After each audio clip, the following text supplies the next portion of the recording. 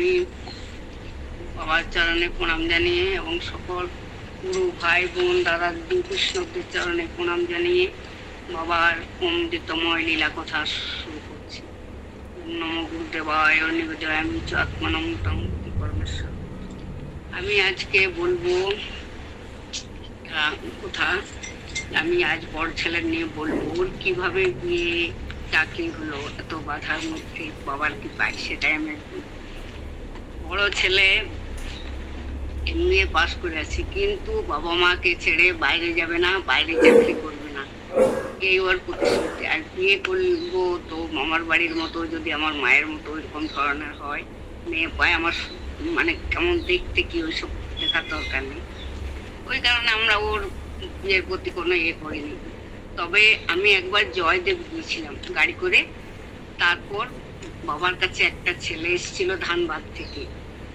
উনি বাবাকে কিসের জন্য, ওটা আমি শুনতে পাইনি, আমি আসার আগে ওটা বলা হয়ে গেছে যে কি বলেছিল, তো বাবা জবের কথা লিখে দিল, একটা কি জব বলার জন্য। তবে বাবাকে বলছে কি যে এটা কতদিন করতে হবে, তারপর ফল হবে এর জবের।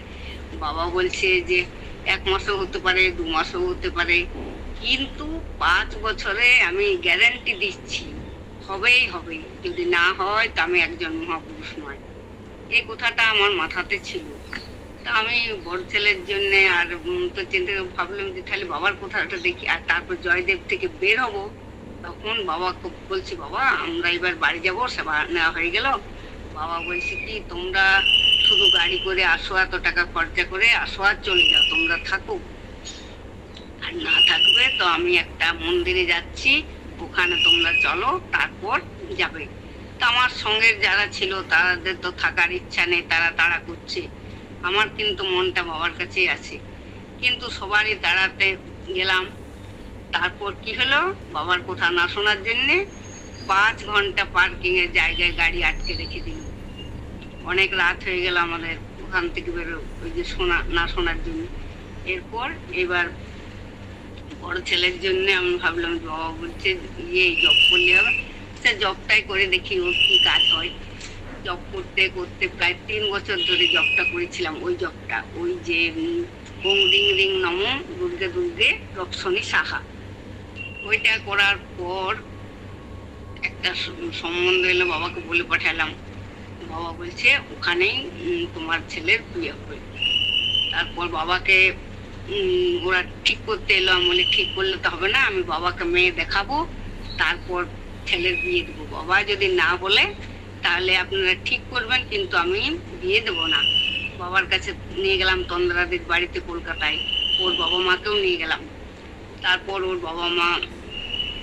বাবাকে একটা কথায়, বাবা প্রথমে আমার ছেলেকে আর মেয়েকে যে বউ হবে তাকে পাশাপাশি বসার, দুজনকে বসার পর বাবা কিছুক্ষণ দৃষ্টি দেওয়ার পর বলছে খুব সুন্দর হবে মা, বিয়ে দিতে পারবো।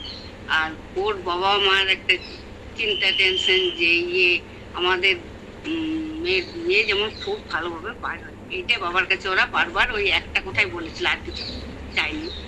তারপর বিয়ে ঠিক হলো, রেজিস্ট্রি হবে যেদিন, সেদিন অঞ্জলিদির বাড়িতে বাবা ছিলেন। অঞ্জলিদিকে ফোন করলাম যে আজকে রেজিস্ট্রি আছে বিয়ের। তারপর বাবা বলছে যে অঞ্জলিদিকে দিয়ে বলাচ্ছে যে রেজিস্ট্রি একদিন, বিয়ে একদিন, অমনি আবার কি আজকেই রেজিস্ট্রি, আজকেই বিয়ের ব্যবস্থা করা হোক। কিন্তু মেয়ের বাড়ির অনেক বড় ফ্যামিলি, সব বলছে আমরা আনন্দ উৎসব করবো, আমরা এখন কিছুতেই বিয়ে করবো না, অগ্রহায়ণ মাসে আমরা বিয়ে দেবো। সে গেল, বাবার কথা না শোনার ফল কি হলো, বড় ছেলে ঠিক বিয়ে হবে, সব ডেট সবকিছু ম্যারেজ হল সবকিছু হয়ে গেছে, এমন সময় ওদের বাড়ির লোক মারা গেল। কিন্তু এবার সবারই চিন্তা, মন খারাপ। এমনকি আমি এই শিবানন্দ পরিবারের সৎসঙ্গ কথাটা বলেছি, সবারই একধার থেকে মন খারাপ হয়ে গেছিল, সবাই চুপচাপ হয়ে গেছে। দেবাশিস দা একটা কথা বললো যে দিদি একটা উপায় আছে, 80 শ্রাদ্ধর দিনে বিয়ে হতে পারে। আর আমার গুরুদেব ওনাদেরকে বিয়ের জন্য অনেক আগেই বলেছিল যে বিয়ে বেশি দিন রাখতে নাই, তোমরা শ্রাবণ মাসে বিয়েটা দিয়ে দাও না। ওরা শুনলো না, গুরুরই কথা শুনলো না। এতে কি ফল হলো দেখাই যাচ্ছে। তারপর বাবার কৃপাতে কি হলো, আমাদের গুরুদেব বললেন যে 5-7টার দিনে বিয়ে হবে, ওই দিন দেখার দরকার নেই। কিন্তু ম্যারেজ হল ওগুলো তো আর পাওয়া যাবে না, কিভাবে কি করব মাথায় কাজ করছে না। কিন্তু বাবার এমন কৃপা যে যার ম্যারেজ হল বুক করেছিলাম, ওনার ওই দিনগুলোতে বিয়ের তারিখ না থাকলেও অন্নপ্রাশন ছিল, আরো কি ছিল ওর, কিন্তু ওই 3 দিন আমরা বুক করবো, আগে করেছিলাম ওই 3 দিন আবার করবো, কিন্তু ওই 3 দিন ওর বুক আছে। কিন্তু বাবার কৃপাতে ও বলছে না, আমার পয়সা যাকা আপনাদেরকে আমি ম্যারেজ হল 3 দিনের জন্য দেবো। দেখুন বাবার কত কৃপা যে ও আর কিন্তু বাড়তি পয়সা আর কিছু নিল না, ক্যাটারিং আর সব পাওয়া গেল, ভালোভাবে বিয়ে করবো। তারপর বাবার কাছে গড়বেতাতে ছেলে আর বৌমা গেল। বৌমা তখন খুব শরীর খারাপ, আমরা আগেই চলে গেছি, কিন্তু তবু গেল। এত ভিড় গড়বেতাতে যখন ওরা গেল, কিন্তু নন্দাদিকে বললাম, নন্দাদি বলছে তোমার বৌমাকে ডাকছে বাবা, বৌমা আসুক, প্রণাম করে যাকে এখানে এসে। তারপর বৌমা প্রণাম করলো ওখানে, বড় বৌমা। তারপর বাবা তোকে আশীর্বাদ করলো, দৃষ্টি দিল। তারপর বাবা ওর পেটে সন্তান আসার পর আমি বেনারস গেছি। বেনারসে বাবাকে বলছি, বাবা ও প্রাইভেট ডাক্তার দেখায়, কিন্তু ওর যেন নর্মালে বাচ্চা হয়। আর ছোট বৌমা বাবাকে সব সময় বলতো, বাবা আমার যেন নর্মালে বাচ্চা হয়। ওই কারণে ও দিল্লিতে একজনকে দেখাতো, আর ডাক্তার গোড়াইয়ের সব সময় মানে যা বলতো কথা শুনতো। দিল্লিতে ও এক্সারসাইজ করায়, ওর যত বাচ্চা হয়েছে ওই ডাক্তার এর সব নর্মালে। কিন্তু ওর বমির জন্য ও তো এখানে চলে এসছে, আলাদা ডাক্তার এখানে দেখাচ্ছে। তারপর বাবাকে ছোট বৌমার যখন বাচ্চা হবার আগেই বাবা একদিন লক্ষ্মী পুজোর সময় ফোন করেছিল যে মা তোমরা পুরী যাওয়ার টিকিট কাটো লক্ষ্মী পুজোর দিন সকালবেলাতেই। তা আমরা বলছি এই বৌমাকে নিয়ে চিন্তিত আছি, তো এত বমি করে সে বুকে ছেড়ে যাওয়া যাবে না, আর সেই সময় পুরী দিয়ে আমরা গাড়ি করে যাব কিংবা বাসে করে যাব। তারপর সে বলছে না তোমরা টিকিট কাটো, অনেক আগেই বাচ্চা হয়ে যাবে। আর সত্যি 2 মাস আগে বৌমার বাচ্চা হয়ে গেল। কিন্তু দাদা বাবার কথা শুনলো না, বললো যে না আমার টেনশন হচ্ছে, আমি হবে তারপর দেখে যাব। তারপর গাড়ি করলাম, তো অনেকেই যাবো বলছে, গাড়িতে তো হবে না। তখন আমরা এখান থেকে বাস ছাড়ে বাসে গেলাম। বাসে যাওয়ার পর বাবা বলছে যে আর ওকে বাবা তার আগে কিন্তু নর্মালে বাচ্চা হবে বলেছে, কিন্তু বলেনি যে কোন হসপিটালে কি ভর্তি করতে, সেটা বাবা জানায়নি। ও বাবা একটা কথাই বলেছে। তারপর সে গেল, তখন বাচ্চা 2 মাস আগে হয়ে গেল। কিন্তু কি করলো, নার্সিংহোমে সিজার করে দিল। আমাদের সামনে 10 মিনিটের রাস্তা গভর্নমেন্ট হসপিটাল, কিন্তু ছেলে বলছে এখন বহুত দেরি। আর ওই নার্সিংহোম ওরাও বলছে এখন শুধু নিয়ে আসুন দেখবো, এখন অনেক দেরি। কিন্তু দেরি ছিল না, বাবা বললো যে এখনই ভর্তি করে দাও, আচ্ছা হবে আজকেই। সে গেল, তারপর সিজার করে দিল। তার বড় বৌমার বেলায় আমি বাবাকে বেনারসে গিয়ে এই কথাটা বললাম, তখন বাবা আমাকে ডেকে নন্দাদিকে দিয়ে বলা করালো সবারই সামনে। বলছে মা শোনো, একটা কথা তোমাকে বারবার বলছি, তুমি মাথায় রেখো, গভর্নমেন্ট হসপিটালে ভালো ভালো ডাক্তার আছে, তুমি যেখানেই দেখাও ওকে কিন্তু গভর্নমেন্ট হসপিটালে ভর্তি করবে, তোমার নর্মাল বাচ্চা হবেই হবে। সে হলো যেদিন পেটে ব্যথা উঠলো, এখানে বড় বৌমা ভাগবত পাঠ করলো, তারপর গেল বাচ্চা হতে। তারপর বাচ্চা হতে করে ভর্তি করে নিল ওরা, কিন্তু প্রচন্ড কষ্ট পাচ্ছিল, হয় না। ঠিক 5টা সময় সারাদিনে গিয়ে ওখানে নিয়ে গেল তখন আমি বাবাকে বলছি, আর বাবার ওই যে প্রসব ব্যথার মন্ত্রটা আছে ওইটা পড়লে তাড়াতাড়ি হয়ে যাবে। তার আগে আমি একটা করেছিলাম, মন্ত্র পড়ে রেখেছিলাম, কিন্তু ওটাতে কাজ হলো না। তখন তাড়াতাড়ি করে গরম জলে যেটা করতে হয় সেটা করলাম, আর ওই পড়া মাত্র ওকে লেবার রুমে নিয়ে যাওয়া হলো। নিয়ে যাওয়ার পর ডাক্তার তো বলছে নর্মালে বাচ্চা হবে, কিন্তু বাচ্চা এমন ভাবে আছে মেশিন দ্বারা বাচ্চাকে বার করতে হবে, কি করতে হবে, একটু চিন্তায় আমাদেরকে তো সই করালো সব। আর আমি বাবাকে বলছি যে বাবা এই সময় নিয়ে গেল, এই সময় যেমন বাচ্চা না হয়, শুভ সময় ভালো সময়ে যেন বাচ্চাটা হয়। তারপর 5টা থেকে 5:30 সময়টা অত ভালো যায় না, দেখেছি আমি কত পড়েছি। বাচ্চা হলো 8টার সময়, আর মেশিন দিয়ে বাচ্চা ইয়ে করলো, প্রসব করাইলো। আর ডাক্তার এলো 3-4টে ডাক্তার, ওকে দেখলো ভালো আছে, বাচ্চাটাকে কাচের ইয়েতে রাখলো। তারপর 1 ঘন্টা পরে বাচ্চাটাকে দেখবে, হ্যাঁ সব ঠিকঠাক নর্মাল আছে, কোনো অসুবিধা কিছু বাচ্চার নেই। তারপর বাচ্চা হলো ভালোভাবেই, বাড়ি এলো, কোনো অসুবিধা নেই। কিন্তু ওই বাবার কথা না শোনার জন্যে আমার ছোট বৌমার সিজার করে বাচ্চা হলো, আর বড় বৌমার নর্মালি হলো। বাবার কথা শোনার জন্যে আমার তো সময় বোধ শেষ হয়ে গেল নাকি। ঠিক আছে, আমি তাহলে আজকে এতটাই রাখছি। প্রণাম জানিয়ে, সবারই আশীর্বাদ নিয়ে এবার আমি কালকে বলবো। আমি প্রথম থেকে সব করছি।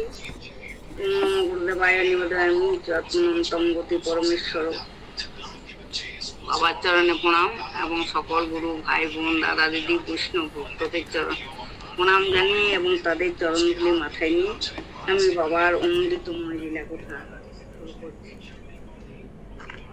আমি একবার বাবাকে নবদ্বীপে যখন সম্বোধনা দেওয়া হয়েছিল, তখন তারপর বাবা সবাইকে নিয়ে কালনা এলো।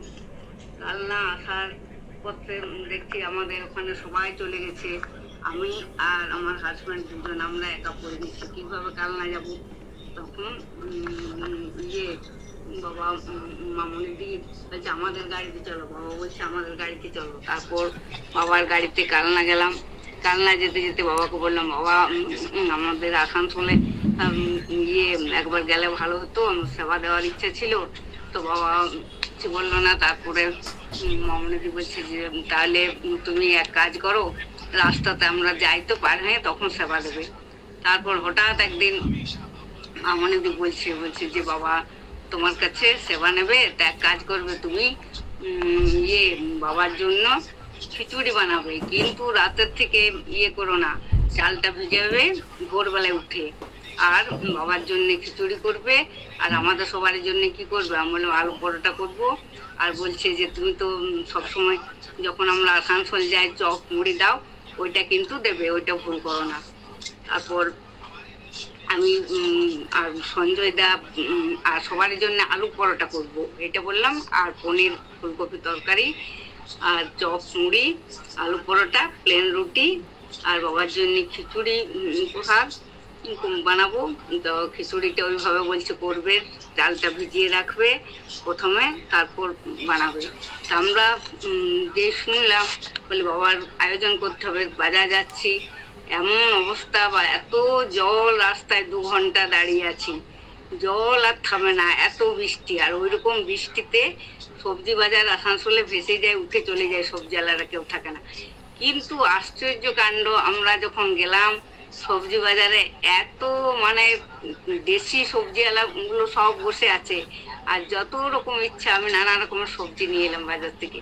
তারপর বাবার জন্যে আর 2টোর সময় উঠলাম, কিছুতে ঘুম আসছে না, উঠে পড়ে তারপর একে একে সব রান্নাগুলো করলাম।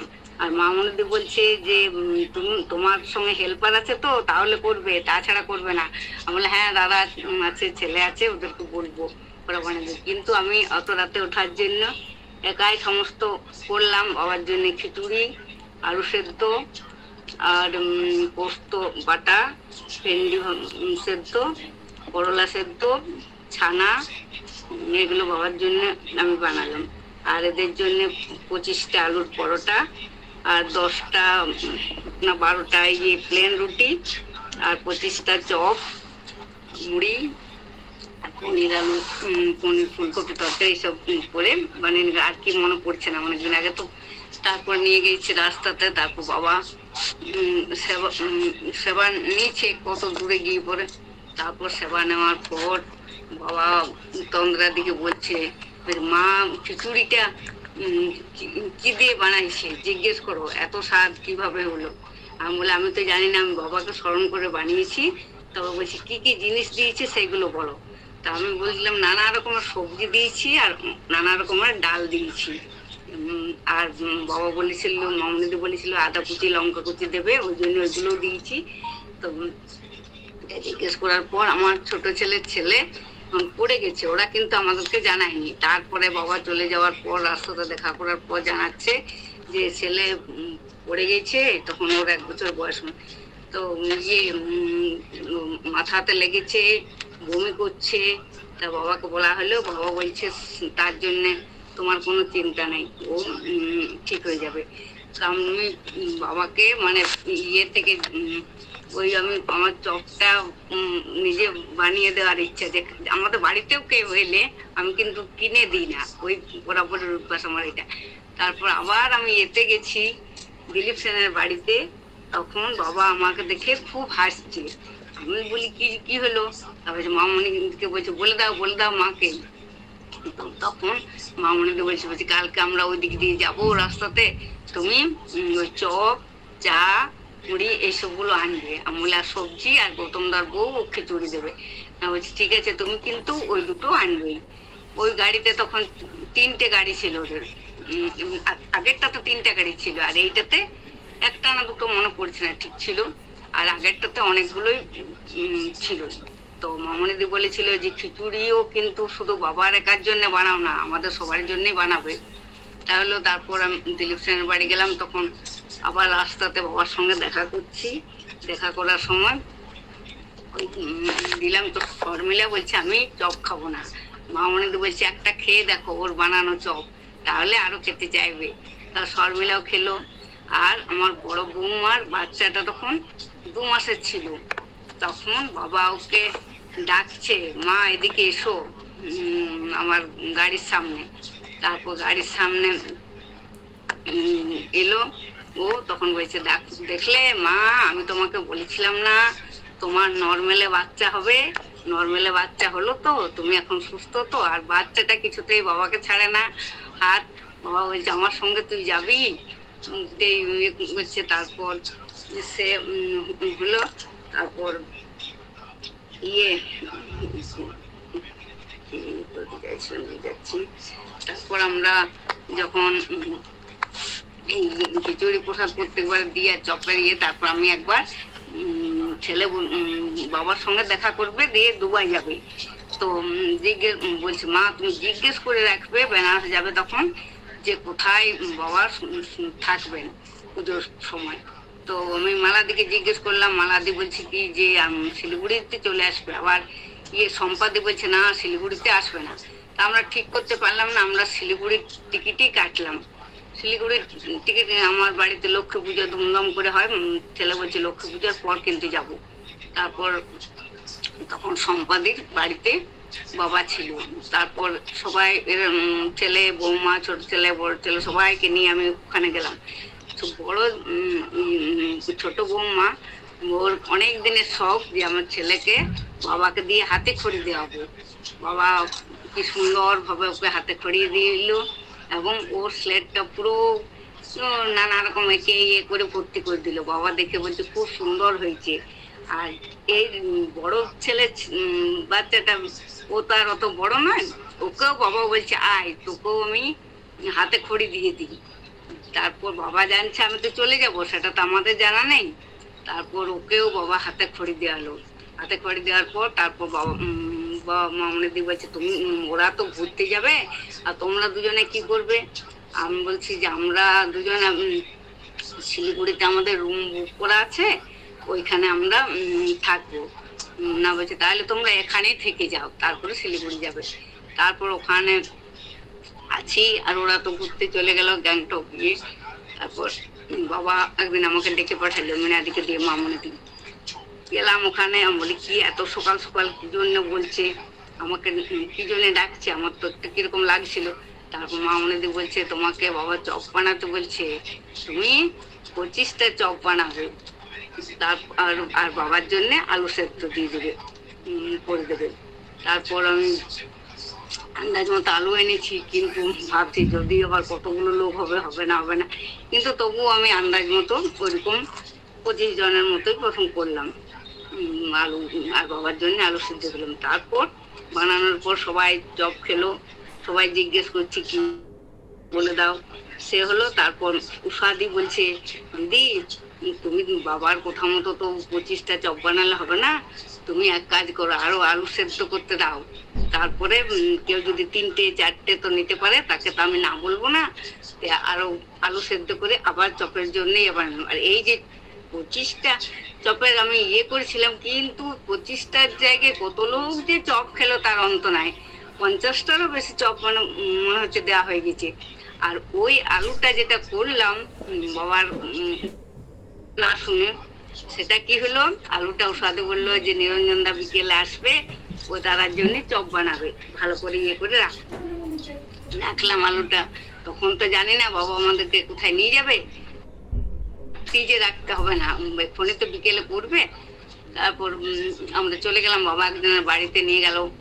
ওর আবার বাচ্চাটার ক্যান্সার, ছোট বাচ্চা, সে আবার বাবা নারায়ণ বন্দনা ওখানে করলো এবং আশীর্বাদ করলো, মন্ত্র দিল, করলো। আরেকজনের বাড়িতে গেল, সেখানেও তাই একটা 8-9-এ পড়ে এরকম ছেলে, ও কি করে সব ওর মুখস্থ থাকে কিন্তু সঙ্গে সঙ্গে ভুলে যায়। বাবা ওকেও জব দিল। তারপর আস্তে আস্তে সম্পাদির ঢুকলো, রাত্রি হয়ে গেল, এসে কি হলো, চপের আলুটা নষ্ট হয়ে গেল, কোনো কিছু করা হলো না। বাবার কথা না শোনার হলো আমার। এইটুকুই আমি আজকে বলে আজকের মতো শেষ করছি। তারপর আমি পরে আবার সুযোগ হলে বলবো, কেন সময় বোধ হয়ে গেছে, আমি তো সময়টা দেখিনি দাদা।